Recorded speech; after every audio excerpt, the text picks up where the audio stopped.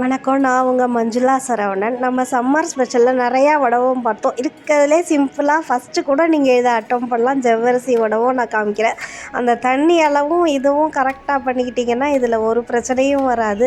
நான் ரொம்ப கம்மியாக ட்ரை பண்ணேன். ஜவ்வரிசி 1 கப்பு, அது 1/4 கப்பு அரிசி வச்சு அரைச்சா ரொம்ப கம்மியாக மிக்சியில் நைஸாக அரைப்படுமோன்னு 1/4 கப்பு ரெடிமேட் அரிசி மாவுலேயே தண்ணியை ஊற்றி அதையும் ஊற வச்சேன்.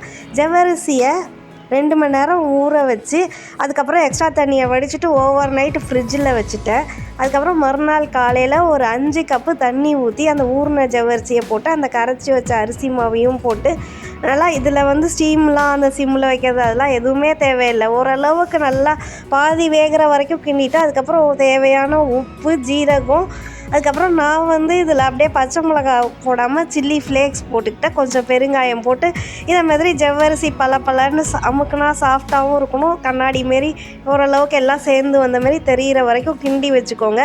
லெமனை போட்டு புழிஞ்சிட்டு அதை மூடி ஒரு வெயிட்டையும் வச்சு ஒரு மணி நேரம் அப்படியே வச்சுருங்க. இது இருக்கிறதுலலாம் அப்சர்வ் பண்ணிக்கும். தேவைப்பட்டால் வெந்நீர் கலந்துக்கலாம். எனக்கு தேவைப்படுற மாதிரி இல்லை.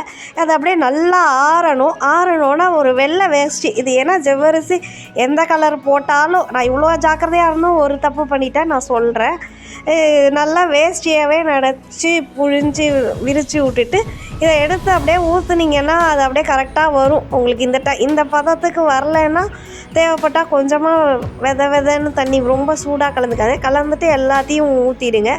எல்லாம் ஊற்றினோன்னே இந்த துணி மூடினல்ல இதில் தாங்க எனக்கு பிரச்சனை வந்துருச்சு. இந்த மூடியும் ஒரு காக்கா கொத்த ட்ரை பண்ணுச்சு. அது ஒன்று ஓவர் நைட்டு ஒரு நல்ல காயில் நெக்ஸ்ட் டேலேருந்து மழைங்க. ஆனாலும் நான் ஒரு நாள் அப்படியே நிழல்லையே விட்டுட்டு மேலேயும் தண்ணி தெளித்து கீழேயும் தண்ணி தெளித்து பிச்சுட்டேன். எனக்கு இந்த பிங்க் பாட்டில் கூட பிரச்சனை வரல. இந்த பிளாக் பாட்டு மட்டும் வடவத்தில் அப்படியே செட்டில் ஆகிடுச்சு. இதோ காமிக்கிறேன் பாருங்கள்.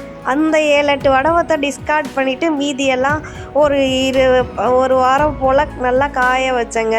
நல்லா காஞ்சதுக்கப்புறம் ஒரு வாரம் கழித்து எடுத்து நான் பொரித்தேன். இன்னும் கொஞ்சம் வெயிலில் காஞ்சிருந்தா இன்னும் நல்லா இருந்திருக்கும். ஆனால் ஏதோ வடவம் வீணாகாமல் காப்பாற்றிட்டேன். அவ்வளோதான். அது ஓரளவுக்கு எண்ணெய் சூடாகி இது மாதிரி வந்த உடனே வச்சா எண்ணெய்லாம் ரொம்ப குடிக்கவே இல்லை. நல்லா பொரிஞ்சு வந்தது. கிறிஸ்பாகவும் ஸ்டிக்கியாலாம் இல்லை. இந்த வடவம் தான் இருக்கிறதுலே சிம்பிள் ப்ராசஸ். இதில் இன்னும் கொஞ்சம் அந்த கொத்தமல்லி, பீட்ரூட் போடுறதெல்லாம் காமிக்கலான்னா மழை பெஞ்சிக்கிட்டே இருக்குது. அடுத்த சீசனில் இன்னும் நிறையா வடவம் காமிக்கிறேன். சேனலை சப்ஸ்கிரைப் பண்ணிவிட்டு பார்க்குறவங்க அத்தனை பேருக்கும் நன்றி. சப்ஸ்கிரைப் பண்ணாதவங்க பண்ணிங்கன்னா நான் போடுற வீடியோலாம் உடனே நீங்கள் பார்க்கலாம். நோட்டிஃபிகேஷனையும் ப்ரெஸ் பண்ணிக்கோங்க. இணைந்திருக்கும் அனைவருக்கும் நன்றி. மற்றொரு வீடியோவில் விரைவில் சந்திக்கலாம்.